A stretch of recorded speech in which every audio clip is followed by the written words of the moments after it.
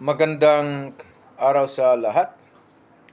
The YouTube channel of the Fraternal Order of Eagles, Limbas Law Corner is back to once again render public service in the field of law or yung aming pagbabahagi ng kaunting kaalaman sa larangan ng batas para sa sambayanang Pilipino, brought to you by the Limbas Marangal Eagles Club of the Eastern Rizal Region 2 sa pamamagitan ng inyong lingkod na isa namang abogado at isang propesor sa maraming law school sa ating bansa.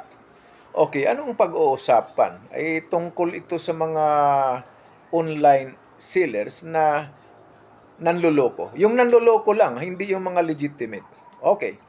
So, nakita ko kasi sa social media na nagbibinta sila ng ang tawag nila Batangas Balisong. Aba, yan, doon din nag-order nga ako, dalawa. Tapos kahapon na-deliver, nagtataka ako, ba't ang lalaki ng mga boxes na to? Balisong lang naman, kapiranggot lang naman yan. Saka grabe yung tape, yung tali sobra, ang hirap tanggalin, di tinanggal ko. Abay, nung mabuksan ko na yung unang box, ay ang laman ay mga tela lang na maong. Ganon din yung pangalawa. At minisage ko agad itong uh, delivery rider at bumalik naman. Binisage ko din itong seller. Mamaya binablock na ako, hindi ko na makikita sila.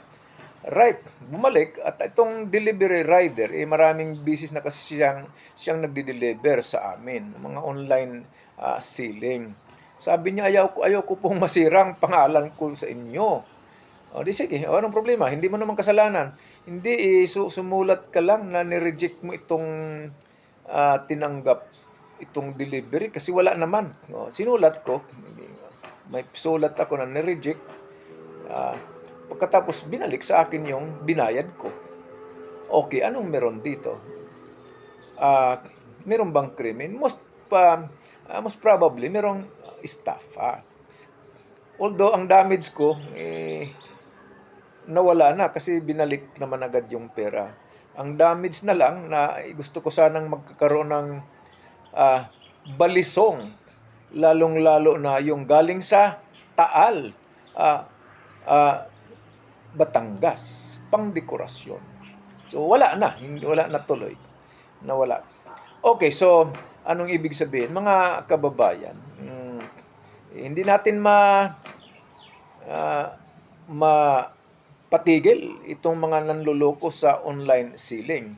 Kaya lang yung mga legitimate, mga honest online sellers, maaapektuhan ng ganitong mga transaksyon. Hanap buhay ito. Magandang hanap buhay naman ang online selling at pabor naman din sa mga buyer na hindi na sila pupunta sa tindahan, etc. Makarating na yung order. Pero sana wag nang magloko kasi naapektuhan na yung iba.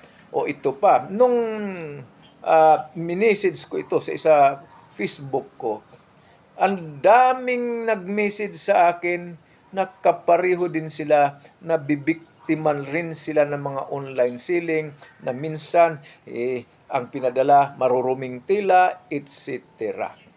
Okay, so dapat matigil na itong gawain na ito. Hindi naman sila matitigil itong mga manluloko. Dapat bigyan ng aksyon ng pamahalaan ng Philippine National Police, CIDJ, and the National Bureau of Investigation. Pang-imbestigahan nyo ito, yung mga online selling na to, para matigil. Alright, matigil at para umunlad ang ekonomiya sa pamamagitan ng online selling. Ito ngayon ako, hindi na ako bibili.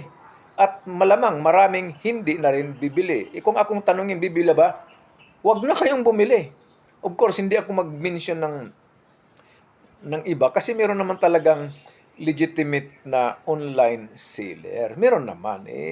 Ang mangyayari, yung mga legitimate online seller na to, ng mga kilalang kilala, sila lang unlad. Kasi sila yung totoong nagdi-deliver. Yung iba na nagsisimikap, mahaharang na kayo.